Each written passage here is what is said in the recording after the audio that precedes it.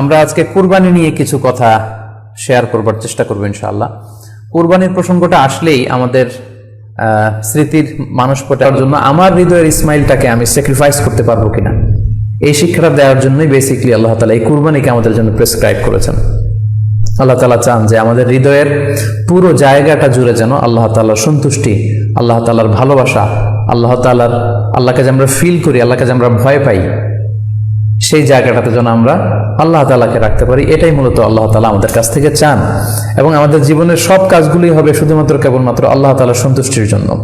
এজন্য বিশ্বনবী সাল্লাল্লাহু আলাইহি ওয়াসাল্লামকে কিন্তু আল্লাহ রাব্বুল আলামিন শিখিয়ে দিয়েছেন যে কুল ইন্না সলাতি ওয়া নুসুকি ওয়া মাহইয়ায়া ওয়া মামাতি লিল্লাহি রাব্বিল আলামিন। হে নবী, আপনি বলুন যে আমার নামাজ, আমার কুরবানি, আমার জীবন, আমার মরণ সবটাই তো আল্লাহর জন্য।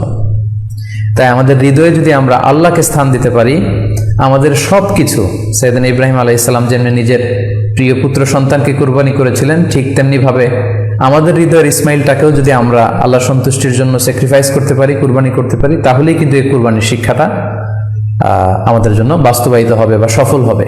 এবং এই শিক্ষাটা দেওয়ার জন্য আল্লাহ তাআলা এই কুরবানির বিধানকে আমাদের জন্য জারি করেছেন, যে আমাদের হৃদয়ে শুধু আল্লাহ তাআলার ভয় থাকবে। এবং এই যে আমরা কুরবানি করবে, কুরবানির রক্ত, গোশত, চামড়া কোনোটাই কিন্তু আল্লাহ তাআলার কাছে পৌঁছে না, পৌঁছে হচ্ছে আমাদের হৃদয়ের ভয়, তাকওয়াটা আল্লাহ তাআলার কাছে পৌঁছে। সূরাতুল হজ্জের 37 নম্বর আয়াতে আল্লাহ বলছেন, লা ইয়ানালাল্লাহা লুহুমুহা ওয়ালা দিমাউহা ওয়ালাকি ইয়ানালুহুত তাকওয়া মিনকুম। এই কুরবানির রক্ত, কুরবানির গোশত, এগুলো তো আল্লাহর কাছে পৌঁছে না, আল্লাহর কাছে পৌঁছে হচ্ছে তোমাদের তাকওয়া। আমরা কতটা ইখলাসের সাথে, কতটা আন্তরিকতার সাথে, কতটা আনুগত্যের সাথে আমাদের সম্পদ, আমাদের নিজেদেরকে আমরা আল্লাহর কাছে সোপর্দ করতে পেরেছি, আমরা কতটা আল্লাহর সমর্পিত বান্দা হতে পেরেছি, এটাই হচ্ছে এই কুরবানির শিক্ষা, যেটা সাইয়েদনা ইব্রাহিম আলাইহিস সালাম গোটা বিশ্ববাসীর জন্য নিদর্শন এই ঘটনার মধ্যে দিয়ে কিন্তু আমাদের জন্য রেখে গিয়েছেন। তাই আমরা এই কুরবানির মধ্য দিয়ে এটা যেন ফিল করি যে আমাদের সবটুকু আমরা আল্লাহর জন্য বিলিয়ে দিতে প্রস্তুত আছি। সম্মানিত, শুধু এই কুরবানির দিনে ইয়াউমুন নাহারে বা 10 জিলহজে আমরা যে কুরবানি উদযাপন করবো, ঈদুল আজহা উদযাপন করব, এই দিনের সবচাইতে প্রিয় আমল হচ্ছে আল্লাহ তাআলার কাছে পশু জবাই করে, যেটা আমরা বলেছি ইব্রাহিম আলাইহিস সালামের সেই ঘটনার, সেই দৃশ্যায়নের পুনরাবৃত্তি আল্লাহ তাআলা সেটা দেখতে চান। আমরা পশু জবাই করে রক্ত প্রবাহিত করে দেয়, এটা আল্লাহ তাআলার কাছে খুবই পছন্দনীয়। সুনানে তিরমিজিতে এসেছে, আয়েশা রাদিয়াল্লাহু তাআলা আনহা থেকে বর্ণিত, তিনি বলেন, আন্না রাসূলুল্লাহ সাল্লাল্লাহু আলাইহি ওয়াসাল্লাম ক্বাল, আল্লাহ রাসূল সাল্লাল্লাহু আলাইহি ওয়াসাল্লাম বলেছেন, মা আমিলা আদামিয়ুন মিন আমালিন ইয়াউমান নাহর আহাব্বা ইলাল্লাহি মিন ইহরাকিদ দাম। অর্থাৎ ইয়াউমুন নাহারে 10 জিলহজে পশু কুরবানি দিয়ে সে পশুর রক্ত প্রবাহিত করে দেওয়ার চেয়ে শ্রেষ্ঠ কোনো আমল আল্লাহর কাছে হতে পারে না, এর চেয়ে কোনো প্রিয় আমল আল্লাহর কাছে নেই। তার মানে কুরবানির দিনে সবচাইতে প্রিয় আমল, আল্লাহর কাছে পছন্দনীয় আমল হচ্ছে কুরবানি করা। তাই আমাদের যাদের সাধ্য আছে আমরা যেন বেশি বেশি কুরবানি করি। সম্মানিত, শুধু আমরা জানি যে এই কুরবানিকে আল্লাহ তাআলা আমাদের উপর আবশ্যক করেছেন। কুরবানির হুকুম সম্পর্কে যদি বলি, তাহলে বলবো যে এটা ওয়াজিব হানাফি স্কুল অফ থট অনুযায়ী, কিন্তু অন্যান্য মাযহাবে এটাকে সুন্নাতে মুআক্কাদা বলা হয়েছে। মেজরিটি স্কলাররা, জুমহুরুল ফুকাহা, ইমাম শাফিঈ, আহমদ এবং ইমাম মালিকদের মতে, তাদের মতে এটা হচ্ছে সুন্নাতে মুআক্কাদা। কিন্তু হানাফি মাযহাবে এই কুরবানি করা হচ্ছে ওয়াজিব। যেহেতু আমাদের বাংলাদেশে বেশিরভাগই হচ্ছে হানাফি মাযহাবের অনুসারী, সো এটা কিন্তু আমাদের জন্য অবধারিত। যাদেরকে আল্লাহ তাআলা সম্পদ দিয়েছেন, টাকা পয়সার মালিক বানিয়েছেন, স্বাবলম্বী করেছেন, আমাদের প্রত্যেকের উপর কিন্তু এই কুরবানি করাটা ওয়াজিব।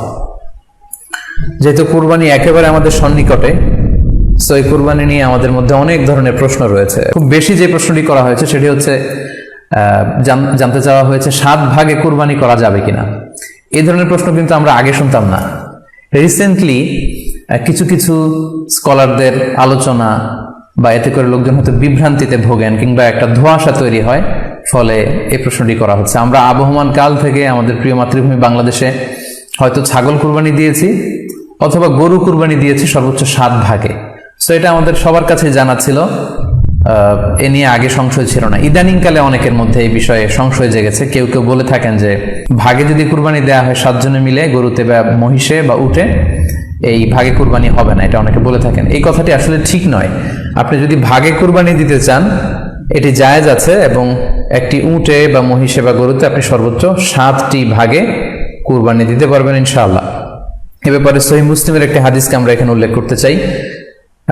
সাইয়েদনা জাবের রাদিয়াল্লাহু তাআলা আনহু থেকে বর্ণিত, তিনি বলেন, ক্বালা হাজাজনা মা রাসূলিল্লাহি সাল্লাল্লাহু আলাইহি ওয়াসাল্লাম, আমরা আল্লাহ রাসূল সাল্লাল্লাহু আলাইহি ওয়াসাল্লামের সাথে হজ করেছি। ফানাহারনাল বাঈরা আন সাবআ, সেখানে আমরা উট কুরবানি দিয়েছি 7 জনের পক্ষ থেকে। ওয়াল বাকারাতা আন সাবআ, আর আমরা সেখানে গরু কুরবানি দিয়েছি 7 জনের পক্ষ থেকে। খুব সুস্পষ্ট, একটি উটে ওনারা 7 জন অংশগ্রহণ করতেন, একটি গরুতে 7 জন অংশগ্রহণ করতেন। তো এই হাদিসের আলোকে অনেকে বলে থাকেন যে এটি হজের সময়, সফরের সময়, কিন্তু মুকিম অবস্থায় 7 ভাগে দেয়া যায় না। আসলে এই কথাটিও ঠিক নয়, কারণ সুনানে আবু দাউদের আরেকটি হাদিসে এসেছে যেখানে আল্লাহ রাসূল সাল্লাল্লাহু আলাইহি ওয়াসাল্লাম সুস্পষ্ট বলেছেন, সেখানে হজ বা কোনো সফরের উল্লেখ নেই। সেটা হচ্ছে জেনারেল স্টেটমেন্ট, অর্থাৎ আল বাকারাতু আন সাবআ, গরুতে সর্বোচ্চ 7 অংশ দিয়ে কুরবানি দেয়া যায়। ওয়াল জাযুরু আন সাবআ, আর উটের ক্ষেত্রেও সর্বোচ্চ 7 অংশ দিয়ে কুরবানি দেয়া যায়। তো এই হাদিস, দ্বিতীয় যে হাদিসটি উল্লেখ করলাম, এটা হচ্ছে জেনারেল স্টেটমেন্ট, সেখানে সফর মুকিম কোনো কথা বলা হয়নি। ইন জেনারেলি বলা হয়েছে যে উটে 7 ভাগ দেয়া যায়, গরুতে 7 ভাগ দেয়া যায়। সো আমরা যারা ভাগে কুরবানি দিচ্ছি, 7 জন মিলে একটি গরু, আপনারা নিঃসন্দেহে সানন্দ চিত্তে নিশ্চিন্তে কুরবানি দিতে পারেন। সহিহ হাদিসের আলোকে এটি সাব্যস্ত, এতে কোনো সমস্যা নেই ইনশাল্লাহ। তবে ভাগে কুরবানিতে কিংবা যৌথ কুরবানিতে কয়েকটি বিষয় আমাদেরকে খেয়াল রাখতে হবে। নাম্বার 1 হচ্ছে নিয়ত। আপনাদের ইন্টেনশনটা ক্লিয়ার হতে হবে। প্রত্যেকেরই যাতে একই ইন্টেনশন থাকে, সবারই যাতে ইন্টেনশন থাকে যে শুধুমাত্র আল্লাহ তাআলা সন্তুষ্টির জন্য আমরা এই কুরবানি দিচ্ছি। এখানে কয়েকজনের যদি ইন্টেনশন থাকে যে আল্লাহ সন্তুষ্ট, অন্যজনের যদি নিয়তে ঝামেলা থাকে, তাহলে কিন্তু কুরবানিটা প্রশ্নবিদ্ধ হয়ে যাচ্ছে।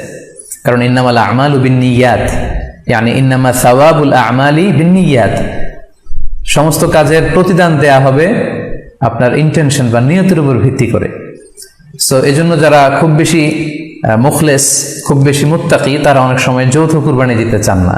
তাদের সামর্থ্য না থাকলে ছোট একটা ছাগল দিয়ে তারা একাকি কুরবানি দিতে চান। এটা safe, he want to be in the safer side. কারণ যৌথ কুরবানি দিতে দিতে যে কার মনে কি চিন্তা, কার মনে কি নিয়ত, আমরা কিন্তু কিছু জানি না। সো যদি যৌথ কুরবানি দেন, কুরবানির আগে সবাইকে এটা কনসার্ন করে দেয়, রিমাইন্ডার দেয়া যে ভাই আমাদের কুরবানিটা হবে শুধুমাত্র কেবলমাত্র আল্লাহ তাআলা সন্তুষ্টির জন্য, অন্য কোনো নিয়তের জন্য না থাকে, তাহলে কিন্তু আমাদের কুরবানি বরবাদ হয়ে যাবে। এটা হচ্ছে প্রথম কনসার্ন। 2 নম্বর কনসার্ন হচ্ছে হালাল উপার্জন দিয়ে কুরবানি হতে হবে। যৌথ কুরবানিতে কেউ কেউ যদি এমন থাকে যাদের উপার্জন হালাল না, সেই কুরবানি কিন্তু আল্লাহ তাআলার দরবারে কবুল হবে না। সো এটা খুব গুরুত্বপূর্ণ একটা বিষয়। আরেকটা হচ্ছে লৌকিকতা। লৌকিকতা যদি থাকে তাহলেও কুরবানি কবুল হবে না। যৌথ কুরবানিতে কারো যদি এটা থাকে যে আমার গরুটা সবচেয়ে বড়, আমাদের গরুটা এলাকার সবচেয়ে বড় গরু, এবং সবাইকে বলে বেড়াচ্ছে যে এইবারের গরুটা সবচেয়ে বড় হয়েছে, আমার চেয়ে বড় গরু কেউ দিতে পারে না এই এলাকায়। তো এই জাতীয় যদি লৌকিকতা প্রবণতা কারোর মধ্যে থাকে, তাহলেও কিন্তু তার কুরবানি কবুল হবে না। সো যৌথ কুরবানি যদি আপনারা দিতে চান, এই বিষয়গুলো আমাদেরকে খেয়াল রাখতে হবে। আরো একটি প্রশ্ন খুব বেশি আমাদের কাছে জানতে চাওয়া হয়েছে, সেটা হচ্ছে কুরবানির সাথে আকিকা দেয়া যাবে কিনা। খুব বেশি আলোচনা হচ্ছে এই প্রসঙ্গটা যে কুরবানির সাথে আকিকা দিয়ে দেয়া যাবে কিনা। এক্ষেত্রে আমরা উত্তরে বলবো যে কুরবানি এবং আকিকা আপনাদের খেয়াল রাখতে হবে যে ভিন্ন দুটি ইবাদত। প্রথম কথা হচ্ছে ইবাদত ভিন্ন দুটি ইবাদত। কারণ কুরবানি এটা বছরের একটা নির্ধারিত সময়, জিলহজের 10 তারিখে, এবং তারপরে আরো 2 দিন বা 3 দিন, এই সময়গুলোতে আপনি কুরবানি করতে পারবেন। তাহলে এটা হজের মৌসুমে জিলহজ মাসে করতে হয় কুরবানি। কিন্তু আকিকা কিন্তু এরকম না। আকিকাটা যে কোনো মাসে হতে পারে। আকিকাটা হচ্ছে নবজাতক সন্তানের ভূমিষ্ঠ হওয়ার পরে শুকরিয়া স্বরূপ আল্লাহর কাছে যে কুরবানিটা করতে হয়, সেটাকে আমরা বলি আকিকা। হাদিসে এসেছে আকিকা। তো সেটা হচ্ছে সন্তান কখন ভূমিষ্ঠ হলো সেটার উপর নির্ভর করে। কারো সন্তান রমাদানে হতে পারে, কারো সন্তান জিলহজ মাসে হতে পারে, শাওয়ালে হতে পারে, রজাবে হতে পারে। আকিকা হচ্ছে বাচ্চা যেদিন জন্মগ্রহণ করবে, সন্তান ভূমিষ্ঠ হওয়ার 7 দিন পরে। তাহলে ভিন্ন দুইটা ইবাদত, দুই সময়ের ইবাদত। নাম্বার 2, আকিকার ক্ষেত্রে আল্লাহ রাসূল সাল্লাল্লাহু আলাইহি ওয়াসাল্লাম বলেছে আনিল গুলামি শাতান ওয়া আনিল জারিয়াতি শাত, অর্থাৎ ছেলে হলে 2টি ছাগল দিয়ে আকিকা করো, এবং যদি মেয়ে হয় তাহলে 1টি ছাগল দিয়ে আকিকা করো। তো সেক্ষেত্রে কুরবানিতে কিন্তু এরকম বিধান নেই।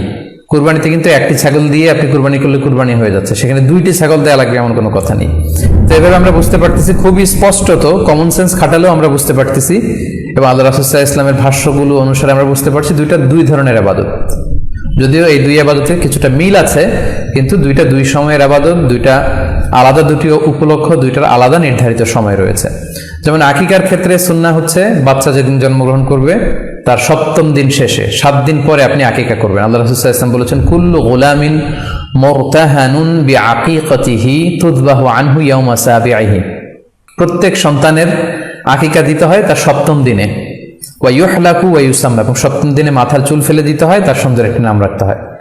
তাহলে আকিকার বিধান হচ্ছে সম্মানিত শুধু সন্তান জন্মগ্রহণ করার 7 দিন পরে। আমরা বুঝতে পারলাম আল্লাহ রাসূল সাল্লাল্লাহু আলাইহি ওয়াসাল্লামের ভাষ্য অনুযায়ী, কথা অনুযায়ী, কওল অনুযায়ী। এবার যদি আমরা আল্লাহ রাসূল সাল্লাল্লাহু আলাইহি ওয়াসাল্লামের আমল দেখি, ওনার ব্যক্তিগত আমল কি ছিল, সেক্ষেত্রে আমরা সহিহ ইবনে হিব্বানের একটি হাদিস উল্লেখ করব, যেটিকে ইবনে হাজার আল আসকালানী উনি ওনার ফাথুল বারিতে সহিহ হিসেবে উল্লেখ করেছেন। আয়েশা রাদিয়াল্লাহু তাআলা আনহার বর্ণনা, তিনি বলেন যে আক্কা রাসূলুল্লাহ সাল্লাল্লাহু আলাইহি ওয়াসাল্লাম আনিল হাসানি ওয়াল হুসাইনি ইয়াউমা সাবিঈ ওয়া সাম্মাহুমা। আল্লাহ রাসূল সাল্লাল্লাহু আলাইহি ওয়াসাল্লাম নিজে ওনার দৌহিত্র অর্থাৎ ওনার নাতি হাসান এবং হুসাইনের আকিকা নিজে করেছেন 7ম দিনে, এবং 7ম দিনে তাদের নাম রেখেছেন। একজনের নাম রেখেছেন হাসান, আরেকজনের নাম হুসাইন। অর্থাৎ হাসান রাদিয়াল্লাহু আগে জন্মগ্রহণ করেছিলেন, ওনার চেয়ে ছোট ছিল হোসেন, উনি পরে জন্মগ্রহণ করেছেন। তো ওনাদের জন্মের পরে 7 দিন পরে আল্লাহ রাসূল সাল্লাল্লাহু আলাইহি ওয়াসাল্লাম ওনাদের আকিকা দিয়েছিলেন, এবং 7ম দিনে উনি আকিকাও দিয়েছেন এবং তাদের নামও রেখেছেন। তাহলে আল্লাহ রাসূল সাল্লাল্লাহু আলাইহি ওয়াসাল্লামের কওলি হাদিস, ওনার ভাষ্য মতে আমরা জানলাম উনি বলেছেন 7ম দিনে আকিকা দিতে হয়, এবং ওনার ব্যক্তিগত আমল থেকে আমরা জানতে পারলাম যে উনি ওনার 2 নাতির আকিকা দিয়েছেন 7ম দিনে এবং নাম রেখেছেন। তাহলে এ থেকে আমরা সুস্পষ্ট বুঝতে পারি যে আকিকা দিতে হয় সন্তান জন্মগ্রহণ করার 7 দিন পর, 7ম দিনে। যদিও তবারানিতে আরেকটি হাদিস এসেছে যেখানে বলা হয়েছে যে আকিকা 7ম দিনেও দেয়া যায়, 14তম দিনে দেয়া যায়, 21তম দিনে দেয়া যায়। যদি 7ম দিনে কেউ দিতে না পারে কোনো কারণে, তাহলে 14তম দিন, না পারলে 21তম দিন। তাহলে সুস্পষ্টভাবে উল্লেখ আছে যে আকিকার সময়সীমা 7ম দিনের কথা আমাদেরকে বলা হয়েছে। তো সেক্ষেত্রে আপনার সন্তান জন্মগ্রহণ করলে আপনি শুকরিয়া স্বরূপ কুরবানি করবেন, আত্মীয় স্বজনকে খাওয়াবেন, আকিকার গোশত নিজেরাও খাবেন। তো এটা যদি আপনি কুরবানির জন্য রেখে দেন, তাহলে তো সন্তান দুনিয়াতে আসার এই আনন্দটা থাকে না। একজন যখন সন্তান পায়, সে কেমন যেন আকাশের চাঁদ হাতে পায়। তো তখন তার 7 দিনের মধ্যে যে আনন্দটা থাকে, ওই দিন তার নাম রাখা হবে, আত্মীয় স্বজনরা আসবে, বাচ্চাকে দেখবে, দোয়া করবে, তখন আকিকা করে গোশত নিজে খাবেন, আত্মীয়দের খাওয়াবেন, পাড়া প্রতিবেশীদেরকে দিবেন। এটা হচ্ছে সন্তান ভূমিষ্ঠ হওয়ার উপলক্ষকে কেন্দ্র করে এই আকিকা। সো এটাকে কুরবানির সাথে মিক্স আপ করার কোনোই প্রয়োজন নেই, এবং এক্ষেত্রে সুস্পষ্ট গাইডলাইন হচ্ছে যে 7ম দিনে আকিকাটা দিতে হয়। সো আমরা যেন 7ম দিনে আকিকাটা দেই। তবে হ্যাঁ, এখন প্রশ্ন হচ্ছে 7ম দিনে কেউ দিতে পারেননি, 14তম দিনেও দিতে পারেননি, 21তম দিনেও দিতে পারেননি, হাতে টাকা ছিল না, সামহাও কোনো কারণে মিস করেছেন, তখন আপনি যখন সুযোগ হয় তখন করে দেন। ওই প্রেক্ষাপটে আপনি যদি কুরবানির সময়ও আকিকা দিয়ে দিতে চান, এটা আদায় হয়ে যাবে ইনশাল্লাহ। আশা করা যায় আদায় হয়ে যাবে, এবং এটা জায়েজ আছে। তবে এটা সুন্নাহ নয়। সুন্নাহ হচ্ছে 7ম দিনে আকিকা দেওয়া। পাশাপাশি গরু দিয়ে, মহিষ দিয়ে, উট দিয়ে আকিকা দেওয়াও কিন্তু সুন্নাহ নয়। আকিকা দেয়া সুন্নাহ হচ্ছে ছাগল দিয়ে। সুন্নাহ সম্মত হচ্ছে আকিকা 7ম দিনে দেয়া এবং ছাগল দিয়ে দেয়া। ছেলের ক্ষেত্রে 2টি ছাগল, মেয়ের ক্ষেত্রে 1টি ছাগল। আশা করি কুরবানির সাথে আকিকার প্রসঙ্গটি আপনাদের কাছে ক্লিয়ার হয়েছে। সম্মানিত শুধু এবার আমরা শুনবো আরো একটি মোস্ট আস্কড কোশ্চেন, কুরবানি না দিয়ে কুরবানির টাকা দান করে দিলে ওই সওয়াব পাওয়া যাবে কিনা। এই প্রশ্নগুলো কিন্তু আমরা আগে শুনতাম না। রিসেন্ট সময়ে, গত কয়েক বছর আগে আমরা খেয়াল করেছি যে তারকা জগতের কিছু লোক বা নাটক সিনেমা জগতের কিছু লোক এরকম ঘোষণা দিয়েছে যে আমরা টাকা বন্যার্থ লোকদেরকে দিয়ে দিলাম, আমরা কুরবানি দেব না। তো ওনাদেরকে আল্লাহ এত টাকা দিয়েছেন, ওনারা বন্যার্থ লোকদেরকেও সহায়তা করতে পারেন, আবার কুরবানিও করতে পারেন। সো একটা দিয়ে আরেকটা হবে না। আপনি যদি টাকা দান করে দেন, এটা সাদাকার সওয়াব হবে, কিন্তু কুরবানির সওয়াব কিন্তু আপনি পাবেন না। আল্লাহ রাসূল সাল্লাল্লাহু আলাইহি ওয়াসাল্লাম বলেছেন, কুরবানি করলে যেই প্রাণীটার কুরবানি করা হলো, ওই প্রাণী তার শিং নিয়ে, তার গায়ের পশম নিয়ে, পায়ের খুরগুলো নিয়ে কিয়ামতের ময়দানে দাঁড়াবে। সো এই সওয়াব থেকে কিন্তু আপনি বঞ্চিত হয়ে গেলেন। তাই এ ব্যাপারে সুস্পষ্ট কথা হচ্ছে, আপনি যদি কুরবানির টাকা দান করে দেন, দানের সওয়াব হবে, কিন্তু কুরবানির সওয়াব হবে না, এবং কুরবানির এই ওয়াজিব বিধানটিও কিন্তু আদায় হবে না। আপনার উদ্দেশ্য ভালো, কিন্তু আপনার পদ্ধতিতে সমস্যা। আপনার উদ্দেশ্য হচ্ছে যে বন্যা দুর্গত মানুষ, সাতক্ষীরাতে বা আশেপাশের জেলাগুলোতে বন্যায় মানুষ না খেয়ে মারা যাচ্ছে, আমি টাকাগুলো দান করে দেই, তাহলে বেশি তারা উপকৃত হবে। আমি বলবো যে আপনার যদি সামর্থ্য থাকে, সেক্ষেত্রে আপনি বন্যার্থ লোকদেরকে দানও করেন, পাশাপাশি কুরবানিও করেন। দুইটা দুই জিনিস। অথবা আপনি যদি শুধু কুরবানি করতে চান, সেটাও আপনি করতে পারেন। আপনি কুরবানি করবেন, এতে করে কিন্তু আপনি যে দান করতে চান, আপনার এই পারপাসটাও কিন্তু সার্ভ হবে। কিন্তু কুরবানির টাকা দান করে দিলে কখনো কুরবানি আদায় হবে না। আপনি যদি কুরবানি করেন এক্ষেত্রেও কিন্তু দরিদ্র জনগোষ্ঠীর বিশাল স্বার্থ এখানে আছে, কারণ বছরের একটা দীর্ঘ সময় ধরে এই সুবিধাবঞ্চিত মানুষগুলো কিন্তু আমিষের অভাবে তারা ভোগে, পুষ্টিহীনতায় ভোগে। তারা এমনও অনেক ফ্যামিলি আছে বছরে শুধু এই কুরবানির সময় এই মৌসুমটাতে তারা কিছু গোশত খেতে পারে। সো তাদের মধ্যে আপনি কুরবানি করে এই গোশত বিতরণ করতে পারেন। সো এই কোভিড-19 পিরিয়ডে আমাদের উচিত বেশি বেশি কুরবানি করা, কুরবানি করে এই অভুক্ত মানুষদের ঘরে ঘরে কুরবানির গোশত পৌঁছে দেয়া। তাহলে আপনি কুরবানির মাধ্যমে কিন্তু এই গোশত বিতরণ করে তাদের সহায়তা করতে পারলেন। পাশাপাশি যারা খামারি আছে, আপনি কুরবানি করলে এই তাই খামারিদের এই ব্যবসা প্রসেসেও কিন্তু আপনি অংশগ্রহণ করলেন। আপনি তাদের ব্যবসাতে, আল্লাহ তাআলা সুদকে হারাম করেছেন, ব্যবসাকে হালাল করেছেন, তাহলে ব্যবসার মতো একটা চমৎকার কাজও আপনি সহায়তা করলেন কুরবানির মধ্য দিয়ে। আরো একটা গুরুত্বপূর্ণ বিষয় হচ্ছে, আমাদের গ্রাম বাংলায় কিন্তু আমাদের অনেক গরিব লোকজন আছে বা মা বোনেরা আছে যারা সারা বছর ব্যাপী ছাগল পালে এই আশায় যে কুরবানির সময় ছাগলটাকে বিক্রি করবে, অথবা গরু পালে। গ্রামগঞ্জে অনেক পরিবার আছে যে বছর শেষে কুরবানির সময় আসলে তারা এটা ভালো দামে বিক্রি করবে এবং সেই টাকা দিয়ে সারা বছর চলবে। তো আপনি যদি কুরবানি করেন তাহলে ওই প্রান্তিক জনগোষ্ঠীকেও কিন্তু সহায়তা করা হবে। পাশাপাশি কুরবানির এই সময়গুলোতে হাজার হাজার কসাইদের একটা জীবিকার ব্যবস্থা হয়। তারা গরু জবাই করে, চামড়া খোলে, গোশত কাটে। তো এই কুরবানির দিনগুলোতে কিন্তু হাজার হাজার কসাইদের হালাল জীবিকার একটা ব্যবস্থা হয়। কসাইরা কিন্তু কোটিপতি হয় না। সো আপনি এই কুরবানির প্রসেসটাকে যদি আরো বেশি প্রমোট করেন তাহলে এই কসাইদেরও কিন্তু একটা রিজিকের ব্যবস্থা হচ্ছে। আরো ইন্টারেস্টিংলি, কুরবানির যে চামড়া, পশুর যে চামড়া, এই চামড়াগুলো কিন্তু ইয়াতিমের হক, গরিবদের হক। সো আপনি কুরবানির চামড়া বিক্রি যদি করে দেন, চামড়া চাইলে আপনি ব্যবহার করতে পারেন, অথবা বিক্রি করলে এটা কিন্তু ইয়াতিমখানাতে, মাদ্রাসাগুলোতে, হ্যাঁ, অভাবী মানুষদেরকে এই দামটা কিন্তু দিয়ে দিতে হয়। ফলে কুরবানির এই চামড়া থেকে কিন্তু মাদ্রাসাগুলো বা ইয়াতিম ছাত্রছাত্রীরা উপকৃত হচ্ছে। তাহলে এখানে অনেক বিষয় জড়িত। যদিও বর্তমান সময়ে চামড়া শিল্প ধ্বংস করার একটা বিশাল পায়তারা চলছে, চামড়ার দাম পড়ে যাচ্ছে। তো আমরা যদি কুরবানি না দিই আমাদের চামড়া শিল্প হুমকির মুখে পড়বে। এবং এই যে হাজার হাজার মাদ্রাসা এবং এতিমখানা আছে যাদের একটা বড় ইনকামের বা আয়ের উৎস হচ্ছে কুরবানির সময় এই চামড়ার টাকা। সো মানে with all this discussion it seems that through sacrifice you can contribute more. আপনি যদি কুরবানি করেন এবং এটা যদি বেশি বেশি করেন তাহলে আপনি যে চাচ্ছেন অসহায় মানুষদেরকে সহায়তা করতে, এটা আরো বেশি বেশি করা হলো, বেশি বেশি করা হলো। তাদেরকে গোশত বিতরণ করে আপনি সহায়তা করলেন, খামারিদেরকে ব্যবসার ক্ষেত্রে সহযোগিতা করলেন, গ্রামের যে নারীরা ছাগল পাললো, গরু পাললো তাদের সহায়তা করলেন, কসাইদের হালাল জীবিকার জন্য সহযোগিতা করলেন, মাদ্রাসার ইয়াতিম ছাত্রদেরকে আপনি সহায়তা করলেন। সো আমি বলবো যে কখনো এই ভুল সিদ্ধান্ত নেবেন না যে কুরবানির টাকা আমি দান করে দেবো। না, আপনি কুরবানি করবেন, এতে আপনার কুরবানির ওয়াজিবও আদায় হবে, গরিবদেরকে সহযোগিতাও করা হবে।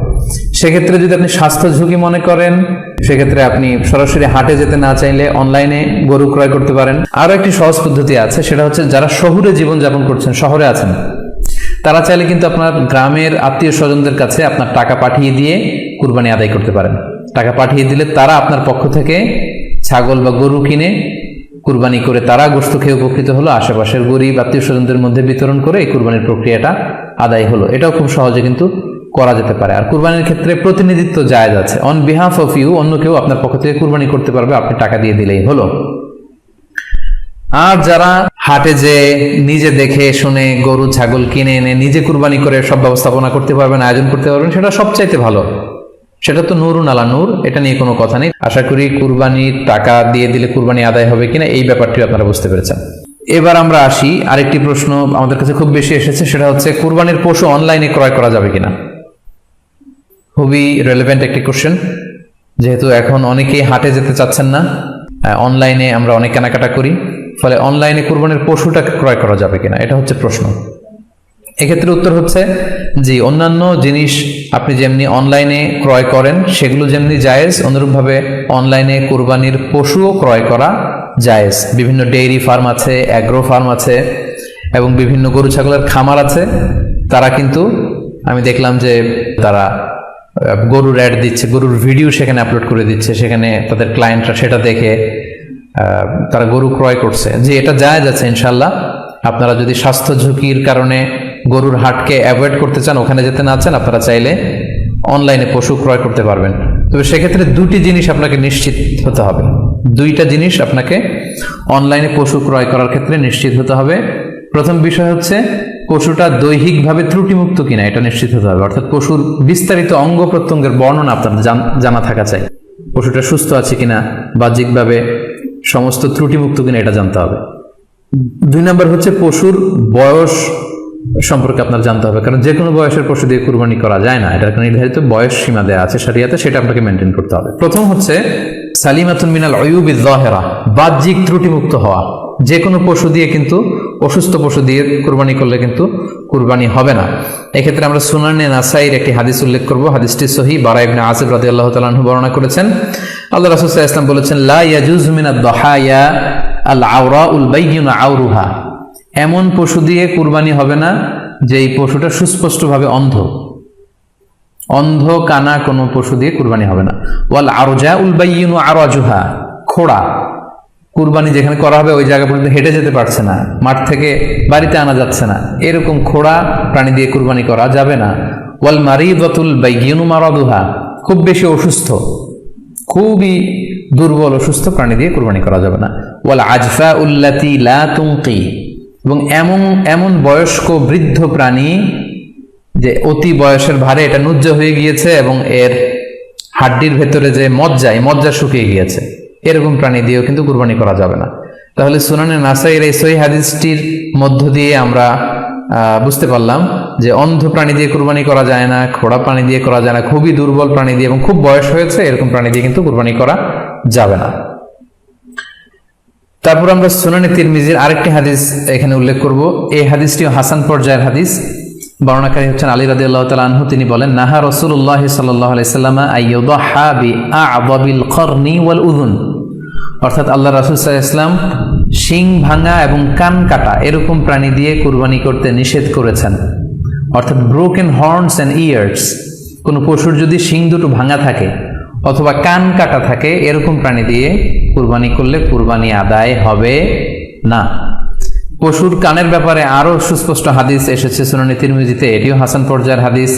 বর্ণনাকারী সাইয়েদনা আলী রাদিয়াল্লাহু তাআলা আনহু, তিনি বলেন যে নাহা রাসূলুল্লাহ সাল্লাল্লাহু আলাইহি ওয়াসাল্লাম আইয়ুদহা বিমুকাবালাহ আও মুদাবারাহ আও শারকা আও খারকা আও জাদআ, অর্থাৎ আল্লাহ রাসূল সাল্লাল্লাহু আলাইহি ওয়াসাল্লাম মুকাবালা মানে এমন প্রাণী যে প্রাণীর কানের সামনের অংশ কাটা, এরকম প্রাণী দিয়ে কুরবানি করা যাবে না। আও মুদাবারা, এমন প্রাণী যে প্রাণীর কানের পেছনের অংশ কাটা, সেটা দিয়ে কুরবানি করা যাবে না। আও শারকা, অথবা কানের মাঝখানে কাটা, দুই দিক ঝুলে আছে, করা যাবে না। আও খারকা, অথবা কানের ভেতরে ছিদ্র, পশুর কানে যদি ছিদ্র থাকে, কেটে যে ছিদ্র হয়ে গিয়েছে, ড্রিলড হয়ে গিয়েছে, সেই প্রাণী দিয়ে কুরবানি করা যাবে না। আও জাদা, অথবা নাক কাটা, এরকম প্রাণী দিয়ে কুরবানি করা যাবে না। তাহলে আল্লাহ রাসূল সাল্লাল্লাহু আলাইহি ওয়াসাল্লাম ভাষ্যমতে এই প্রাণীগুলো দিয়ে কুরবানি করা যাবে না। ফলে আপনি অনলাইনে যদি পশু ক্রয় করতে চান, আপনার যে পশুটা ক্রয় করবেন এটা বাহ্যিকভাবে সুস্থ আছে কিনা, অঙ্গ প্রত্যঙ্গের বিস্তারিত বর্ণনা ভিডিওতে আপনাকে ক্রস চেক করে এবং বাড়িতে আনার পরে সেটাকে দেখে এই পারচেজটা আপনাকে নিশ্চিত করতে হবে। 2 নাম্বার খেয়াল রাখবার বিষয় হচ্ছে পশুর বয়স। কুরবানির পশুর একটা নির্ধারিত বয়স সীমা আছে। সেক্ষেত্রে উটের জন্য 5 বছর হওয়া লাগবে কমপক্ষে, গরু বা মহিষের ক্ষেত্রে কমপক্ষে 2 বছর হতে হবে এবং ছাগলের ক্ষেত্রে কমপক্ষে 1 বছর হতে হবে। আবার বলছি, উট 5 বছর, গরু 2 বছর এবং ছাগল 1 বছর।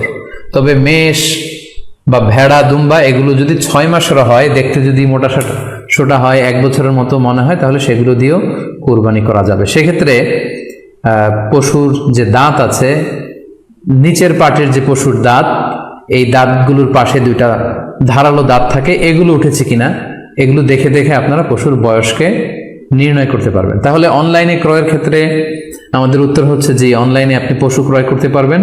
সেক্ষেত্রে আপনাকে 2টি বিষয় খুব খেয়াল রাখতে হবে। এক হচ্ছে পশুর অঙ্গ প্রত্যঙ্গ ঠিক আছে কিনা, বাহ্যিকভাবে সব ধরনের ত্রুটিমুক্ত কিনা। 2 নম্বর হচ্ছে পশুর বয়স।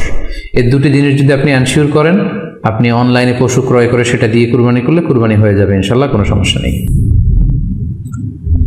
আরো একটি প্রশ্ন আমাদের কাছে খুব বেশি এসেছে, সেটা হচ্ছে কুরবানি কি পুরো পরিবারের পক্ষ থেকে একজন দিতে হবে নাকি সামর্থ্যবান প্রত্যেকের দিতে হবে? আমি আবার বলছি, প্রশ্নটি হচ্ছে যে অনেকে এই প্রশ্নটি করেছেন যে পুরো পরিবার থেকে একজন দিলে হয়ে যায় নাকি সামর্থ্যবান প্রত্যেকের দিতে হয়। সম্মানিত দিনী ভাই এবং বোনেরা, এটি একটি মতবিরোধপূর্ণ মাসআলা, অর্থাৎ এই মাসআলার ক্ষেত্রে স্কলারদের মধ্যে মতভেদ পাওয়া যায়। এক্ষেত্রে দুইটি মতামত। একদল স্কলার বলেছেন যে এটা পরিবারের পক্ষ থেকে একজন দিলে আদায় হয়ে যাবে। অপর মতামত হচ্ছে যে না, সামর্থ্যবান প্রত্যেকেই দিতে হবে। আমরা দুইটি মতামত নিয়ে আলোচনা করি।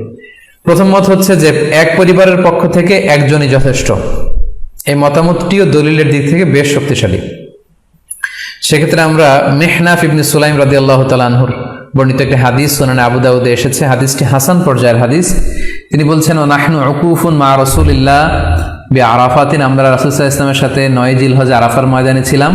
ক্বালা, তখন আল্লাহ রাসূল সাল্লাল্লাহু আলাইহি ওয়াসাল্লাম আমাদেরকে বলেছেন, ইয়া আইয়ুহান নাস, হে মানব সকল, ইন্না আলা কুল্লি আহলি বাইতিন ফি কুল্লি আমিন উদহিয়া, অর্থাৎ প্রত্যেকটি, আল্লাহ রাসূল সাল্লাল্লাহু আলাইহি ওয়াসাল্লাম বলেছেন প্রত্যেকটি ফ্যামিলির জন্য প্রতি বছর একটি কুরবানি ওয়াজিব হয়। আমি আবার বলছি, প্রত্যেক ফ্যামিলির জন্য প্রতি বছর কুরবানি দিতে হয় কয়টি? একটি। তাহলে কুরবানি পরিবারের পক্ষ থেকে একটি দিলেই আদায় হয়ে যাবে। সুনানি তিরমিজির আরো একটি হাদিস আমরা এখানে উল্লেখ করতে পারি। এই হাদিসটিও সহিহ। সাইয়েদনা আতা ইবনে ইয়াসার রাদিয়াল্লাহু তাআলা আনহু, উনি আবু আইয়ুব আল আনসারী রাদিয়াল্লাহু তাআলা আনহুকে জিজ্ঞেস করেছিলেন যে কাইফা কানাতিল উদহিয়া ফি আহদি রাসূলিল্লাহ, হে আল্লাহর নবীর সাহাবী, আল্লাহ রাসূল সাল্লাল্লাহু আলাইহি ওয়াসাল্লামের জামানাতে কুরবানি কেমন হতো, কিভাবে তারা কুরবানি দিতেন? তো আবু আইয়ুব আল আনসারী রাদিয়াল্লাহু তাআলা আনহু বলেছেন, কানা রাজুলু ইউদাহি বিশাতি আনহু ওয়া আন আহলিহি, আল্লাহ রাসূল সাল্লাল্লাহু আলাইহি ওয়াসাল্লামের সময়কালে লোকজন একটি ছাগল কুরবানি দিত তার পক্ষ থেকে এবং তার ফ্যামিলির পক্ষ থেকে। আনহু ওয়া আন আহলিহি, তার নিজের পক্ষ থেকে এবং ফ্যামিলির পক্ষ থেকে।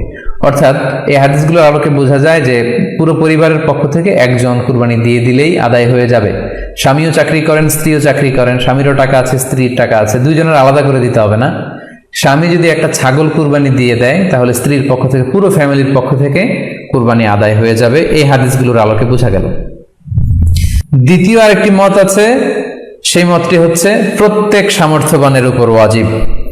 এটি ইমাম আবু হানিফার মত এবং আমাদের বাংলাদেশে এটিরই প্রচলন হয়ে এসেছে।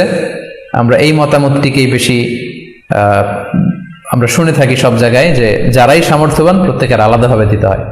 স্বামী সামর্থ্যবান হলে স্বামীর দিতে হবে, স্ত্রী সামর্থ্যবান হলে স্ত্রীকে দিতে হবে, ছেলেরা হলে ছেলের দিতে হবে। এটা প্রত্যেকের আলাদাভাবে ইন্ডিভিজুয়ালি দিতে হয়। এবং সেক্ষেত্রে ওনারা দলিল দিচ্ছেন সুনান ইবনে মাজার একটি হাদিস, হাদিসটি সহিহ, যেখানে আল্লাহ রাসূল সাল্লাল্লাহু আলাইহি ওয়াসাল্লাম বলেছেন, মান কানা লাহু সাআহ, যার সামর্থ্য আছে কিন্তু ওয়ালাম ইউদাহি, সামর্থ্য থাকার পরেও সে কুরবানি দেয় না, ফালা ইয়াকরাবান্না মুসাল্লানা, সেজন্য ঈদুল আজহার দিন আমার ঈদগাহে না আসে নামাজ পড়তে। আল্লাহ রাসূল সাল্লাল্লাহু আলাইহি ওয়াসাল্লাম হুঁশিয়ারি বাণী ঘোষণা করেছেন, ধমক দিয়েছেন যে সামর্থ্য থাকার পরেও যে কুরবানি দেয় না সেজন্য আমার ঈদগাহে না আসে। এই হাদিসের আলোকে ওনারা বলেছেন মান কানা লাহু সাআহ, যার সামর্থ্য আছে।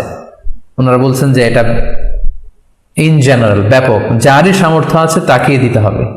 সো এখানে বাস্তবতা হচ্ছে দুই পক্ষেরই খুব ভ্যালিড দলিল আছে।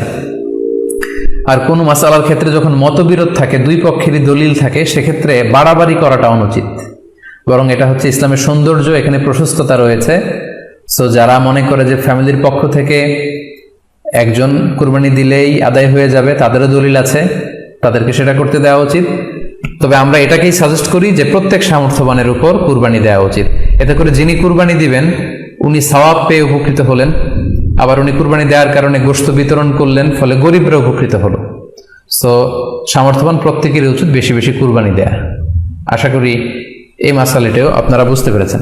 এ পর্যায়ে আমরা অল্প কয়েকটি রিমাইন্ডার আপনাদের সাথে শেয়ার করে আজকের আলোচনাটুকু আমরা এখানেই জবনিকা টানবো, এখানে আমরা আলোচনাটি শেষ করবো ইনশাআল্লাহ।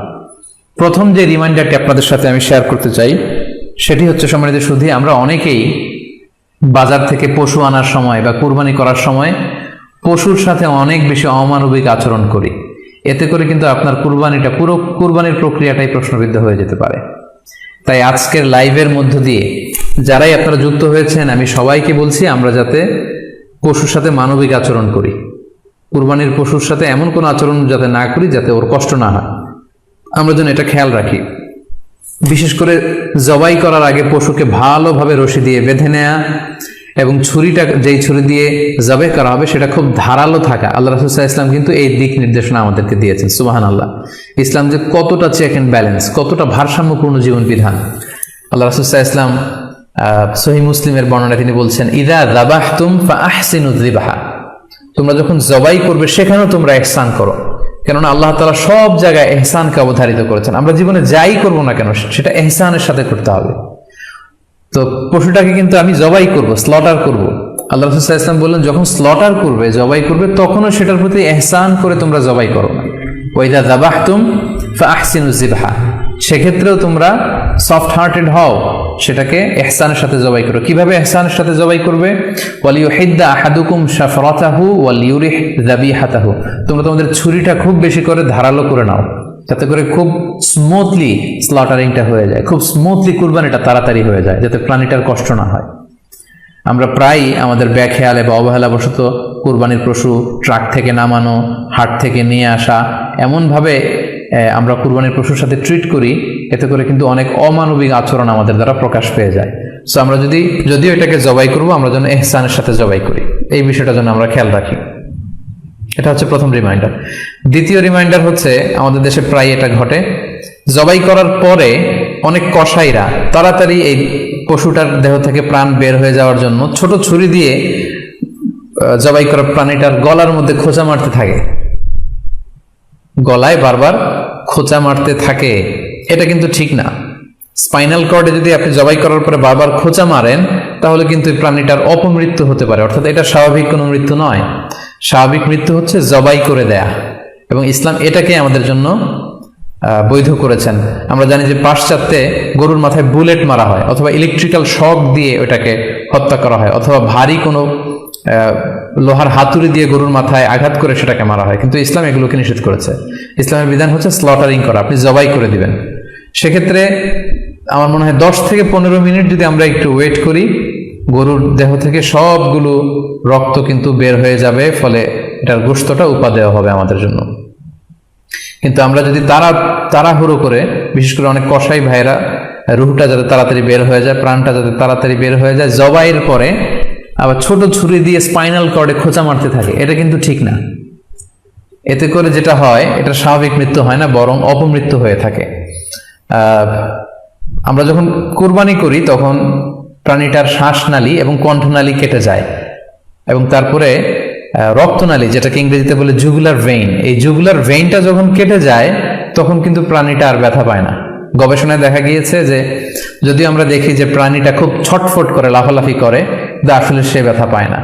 জুগুলার ভেইন যখন কেটে ফেলে তখন ব্রেইন তাকে স্পাইনাল কর্ডের মাধ্যমে হার্টে সিগন্যাল দেয় আরো বেশি পাম্প করার জন্য, আরো বেশি রক্ত পাঠানোর জন্য।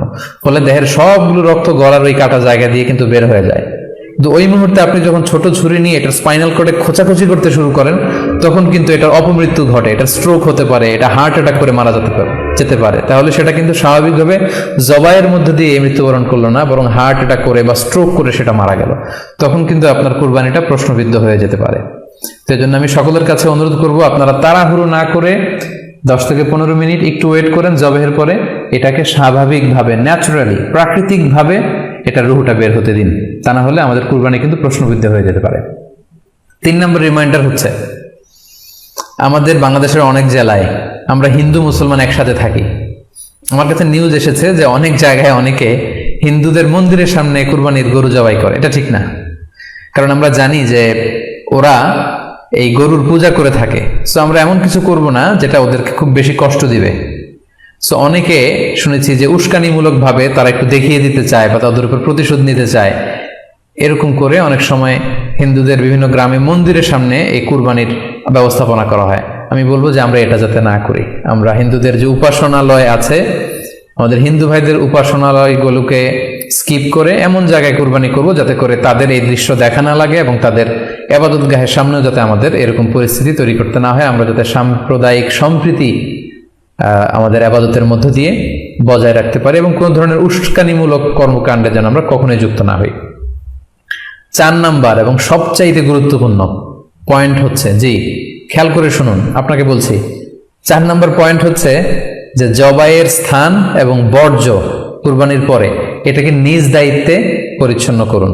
আই রিপিট, আমি আবার বলছি, যেখানে আপনি কুরবানি করলেন সেটাকে এবং এই যে বর্জ্য ময়লা, এটা নিজ দায়িত্বে আপনি ক্লিন করুন।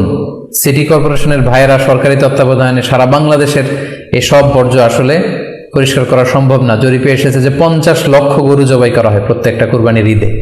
তো সেক্ষেত্রে আমাদেরকে দায়িত্বশীল হতে হবে। কুল্লুকুম রাঈন ওয়া কুল্লুকুম মাসউলুন আন রাইয়াতিহি। আল্লাহ রাসূল সাল্লাল্লাহু আলাইহি ওয়াসাল্লাম বলেছেন, তোমরা প্রত্যেকে দায়িত্বশীল, আর তোমাদের প্রত্যেকের দায়িত্বের ব্যাপারে কিয়ামতের ময়দানে আল্লাহ তাআলা কিন্তু তোমাদেরকে জিজ্ঞেস করবে। তাই আমরা যেন নিজ দায়িত্বে এই কুরবানির করার স্থান এবং বর্জ্য যেন পরিষ্কার করি। ব্লিচিং পাউডার দিয়ে বেশি করে পানি মেরে আমরা যেন পরিষ্কার পরিচ্ছন্ন রাখি, কারণ আত-তুহুরু শাতরুল ঈমান, পরিষ্কার পরিচ্ছন্নতা এটা হচ্ছে ঈমানের অঙ্গ। এই বিষয়টা জানে আমরা খুব গুরুত্বের সাথে নেই এবং নিজ নিজ কুরবানি আমরা যেখানে দিলাম সেই জায়গাটা যেন আমরা পরিষ্কার করি। বিশেষ করে বিভিন্ন সংস্থা যারা অনেক অনেক কুরবানি করবেন, ভলান্টিয়ারলি বিভিন্ন কুরবানি করে কুরবানির গোশত বিতরণ করবেন, আপনারা এরকম ভলান্টিয়ারলি ক্লিনলিনেস ক্যাম্পেইন করতে হবে, যাতে কোনো ধরনের রক্ত, ময়লা, বর্জ্য, আবর্জনা না থাকে। এই ব্যাপারটাকে যেন আমরা খেয়াল রাখি। সর্বশেষ হচ্ছে, অনেকে জিজ্ঞেস করেন যে ফ্রিজে রাখা যাবে কিনা। জি, কুরবানির গোশত ফ্রিজে রাখা যাবে। ইবনে আব্বাস রাদিয়াল্লাহু তাআলা আনহুর মত অনুযায়ী 3 ভাগ করা উত্তম, তবে এটা আবশ্যক নয়। আপনি 1 ভাগ নিজে খাবেন, 1 ভাগ আত্মীয় স্বজন প্রতিবেশীদের দিবেন, আরেক ভাগ গরিব দুঃখীদের মাঝে বন্টন করে দিবেন, এটা উত্তম, কিন্তু এটা আবশ্যক নয়। পুরো গোশত যদি আপনার লেগে যায় আপনি ভোগ করতে পারেন, আর যদি আপনার কাছে অতিরিক্ত গোশত থাকে এটা আপনি আত্মীয়দের দান করুন, গরিব আত্মীয়দের আপনি উপহার দিন, গরিব মিসকিনদের, সুবিধা বঞ্চিত মানুষদেরকে আপনি এগুলো দান করুন। কারণ সূরাতুল হজ্জের 28 নম্বর আয়াতে আল্লাহ তাআলা বলেছেন, ফাকুলু মিনহা ওয়া আত'ইমুল বাঈসাল ফাকির, তোমরা কুরবানির এই গোশত নিজেরাও খাও এবং অভাবী লোকদেরকে দাও। এবং সহিহ বুখারীতে আল্লাহ রাসূল সাল্লাল্লাহু আলাইহি ওয়াসাল্লামের একটি বর্ণনা, আল্লাহ রাসূল সাল্লাল্লাহু আলাইহি ওয়াসাল্লাম বলেছেন, কুলু ওয়া আত'ইমু ওয়াদাখিরু, অর্থাৎ কুরবানির গোশত তোমরা খাও, ওয়া আত'ইমু মানে অন্যদের খাওয়াও, ওয়াদাখিরু এবং তোমরা এটাকে প্রিজার্ভ করে রাখো বা জমা করেও রাখতে পারো। অর্থাৎ আপনি চাইলে ফ্রিজে রাখতে পারবেন, আপনি পরবর্তীতে খেতে চাচ্ছেন আপনি রাখতে পারবেন ইনশাআল্লাহ। সো উত্তম হচ্ছে 3 ভাগ করে 1 ভাগ নিজে খাওয়া, 1 ভাগ আত্মীয় স্বজনদের, প্রতিবেশীদের দেয়া এবং 1 ভাগ অভাবী, সুবিধা বঞ্চিত, গরিব মিসকিনদের মাঝে বন্টন করে দেয়া। এবং অবশ্যই অবশ্যই যাদের সামর্থ্য আছে আপনারা বেশি বেশি কুরবানি করুন, এবং এই কুরবানির মধ্য দিয়ে আমরা অনেক অনেক প্রান্তিক জনগোষ্ঠী, সুবিধা বঞ্চিত মানুষ, তাদের কাছে আমাদের সহায়তাগুলো পৌঁছে দিতে পারবো। সম্মানিত সুধী, আপনাদের সবাইকে আবারও শুকরিয়া জানাই। আপনাদের